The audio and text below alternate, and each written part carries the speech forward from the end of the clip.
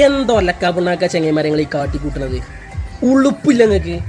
നബി തങ്ങളെ പേരും പറഞ്ഞാണ്ട് ഇമ്മാരത്തെ കാട്ടിക്കൂട്ടൽ ചെയ്യാൻ ഇതാണോ നമ്മൾ പണ്ഡിതന്മാർ പഠിപ്പിച്ചിട്ടുള്ളത്? നബിദിനത്തിന് ചെയ്യാൻ അന്നദാനം സ്വലാത്തൊക്കെ ചെല്ലാനല്ലേ?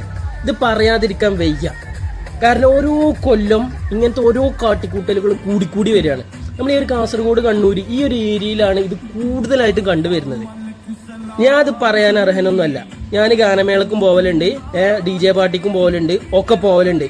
പക്ഷേ നബിദിനത്തിന്റെ ഫ്ലെക്സും വെച്ച് നബിദിനത്തിന്റെ പേരും പറഞ്ഞാൽ നിങ്ങൾ ഈ പരിപാടി നടത്തണ്ട. നബിദിനത്തിന് അന്ന് നടത്തിക്കോളിയും. പക്ഷേ നബിദിനം എന്ന് പറഞ്ഞാൽ ഇത് നടത്തണ്ട. നബിദിനാശംസകൾ, നബിദിന പരിപാടി എന്ന് പറഞ്ഞാൽ ഇസ്ലാമിന് പച്ചക്ക് ഹറാമാണ് എന്ന് പറഞ്ഞാൽ ഈ ഒരു സോങ്ങും DJയും ഇതൊക്കെ ഇട്ടുകാണ്ട് പെൺകുട്ടികളെ ഇതൊക്കെ പുറത്തേക്ക് ഇറക്കിയാണ്ട് ഇങ്ങനെ ഒരു പരിപാടി നടത്തണ്ട. ഇസ്ലാമിന്റെ പേരും പറഞ്ഞ് നിങ്ങൾ നടത്തണ്ട. നിങ്ങൾ വേണമെങ്കിൽ എന്തും ചെയ്തോളി. അന്നത്തെ പരിപാടി ഗാനമേള എന്ന് വെച്ചാണ്ട് നടത്തിക്കോളിയും. ഒരു കുഴപ്പമില്ല. ഇതെന്തൊക്കെയാണ് ഈ കാട്ടിക്കൂട്ടുന്നത്? ഇവിടെ പണ്ഡിതന്മാരൊന്നും ഇല്ലേ? അതായത് തലമുതിർന്ന മുസ്ലിങ്ങളൊന്നും ഇല്ലേ ഇതിനെ തടയിടാൻ? അറിയാൻ പറ്റാത്തതുകൊണ്ട് ചോദിച്ചാൽ ഓരോ കൊല്ലം ഇങ്ങനത്തെ ഓരോ കോപ്രായങ്ങൾ കൂടിക്കൂടി വരിക എന്നല്ലാതെ കുറയണ പരിപാടിയൊന്നുമില്ല. ഇതൊക്കെ നബിതങ്ങളെ മുഖത്ത് നോക്കിയിട്ട് കൊഞ്ഞണം കുത്തണമാതിരി തോന്നണില്ല നിങ്ങൾക്ക്? അതിൻ്റെ ഒരു ലജ്ജയും കൂടി ഇല്ലേ? നിർത്തിക്കളി. ഇത് നബിദിനത്തിന്റെ പേരിൽ ഇത് വേണ്ട. നിങ്ങൾ വേറെ എന്തെങ്കിലും പരിപാടികളായിട്ട് ഇത് നടത്തിക്കോളി. ഒരു കുഴപ്പമില്ല.